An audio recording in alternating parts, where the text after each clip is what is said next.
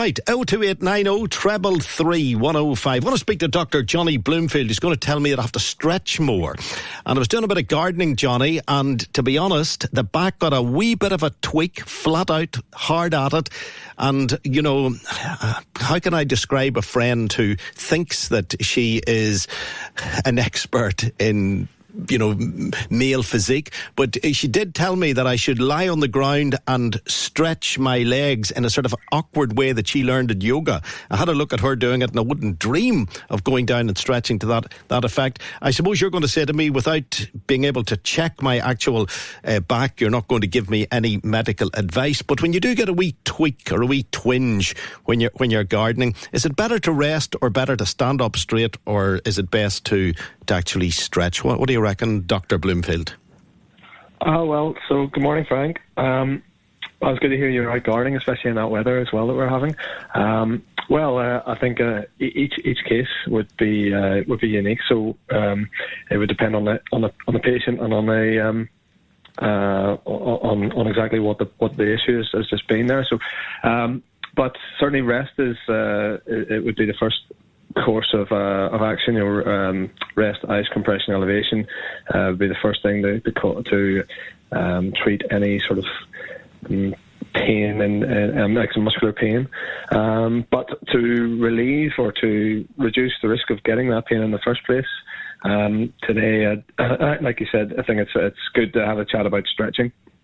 Yeah, and this is something you're hugely into, because if you had your choice, I'd be presenting this radio programme standing up. We've talked about the movement, the exercise, and the simple ways of improving one's posture, physique and health just by doing the most simple things. And stretching is on your agenda for today.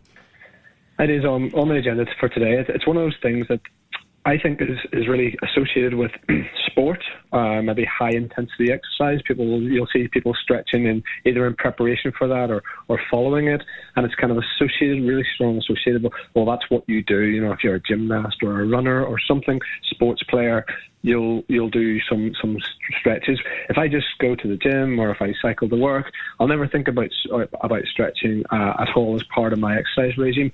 However, I would really encourage everyone. Our series is all about healthy habits, something you can do every day, and I think flexibility and stretching should be as common in your day as brushing your teeth and making your bed.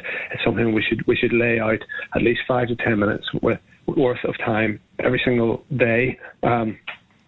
Certainly on most days of the week, because it is, I feel, one of those keys that can really unlock the door or lock the door. If you look at it another way, of what might prevent you from being more active. So if you have got aches, pains, tight areas, we're more likely to become less likely to become active, and what will happen over time is your mobility will reduce, and you'll become more and more sedentary, and all the issues that will come with that. So flexibility, I feel, is a big key that unlocks the door just to being generally active, and it also gets you into the right mindset as well. So if you're in that daily routine of doing 5 to 10 minutes worth of stretching, that gets you kind of the ball rolling, and it gets you feeling like, okay, I can do this now. I can do something else and something else and something else, and kind of get more activity going as a result of maybe doing this daily action. What's the best way to stretch your legs? And you know, it sounds like a stupid question, but it's not. So I want to make sure that I'm not pulling hamstrings or calf muscles. Yeah. So is it better to kick my leg up in the air? Is it better to stand with my legs together and slowly bend my back and run my hands down the backs of my thighs? What is the best way to stretch your legs? Well, muscles need to be warm so that they become pliable. So first thing you should do is just have some light activity, 5 minutes. You could go for a walk or go up and down the stairs, but even better, you could do some mobility work.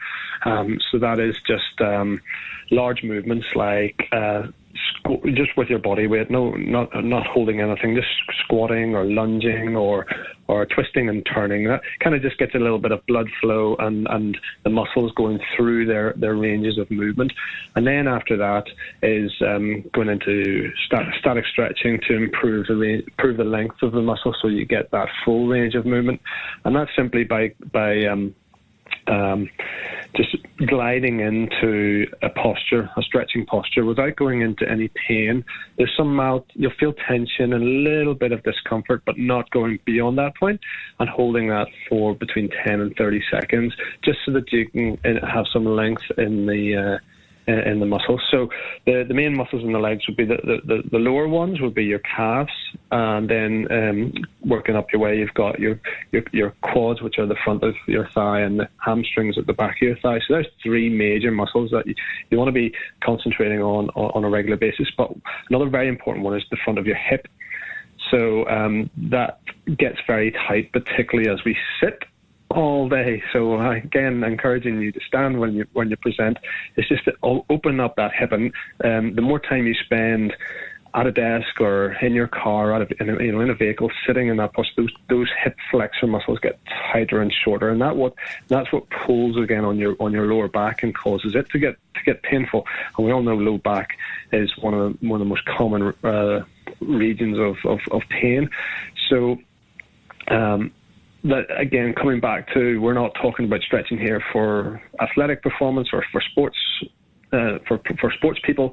Talking about everyday people should be stretching so that we relieve ourselves from the tightness that we generate from our long periods of sitting, and help us not to get into these painful positions or have these episodes of pain, particularly in lower back or hips or knees.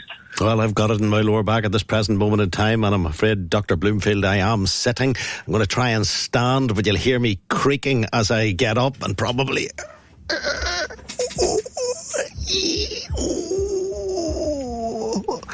I'm now standing, but the microphone came up with me.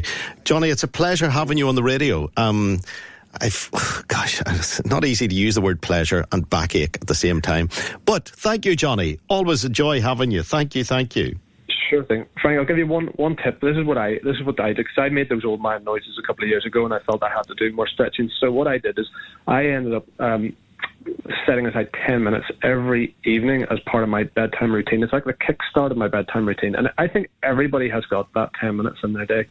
So before you get into that going up to bed, start it off with a little bit of stretching. Just get yourself a 10-minute routine and just repeat it.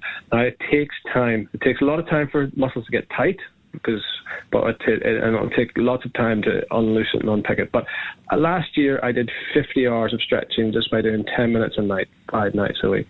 And this year so far I've done 30 hours of stretching. Again, all I'm doing is 10 minutes at the end of the day before I go to bed. It's amazing. And it just stacks up. That's good. If you do it regularly. So it's really worthwhile doing. That is Dr. Johnny Bloomfield. He's 8 feet tall now, but he's so stretched. Johnny, great having you.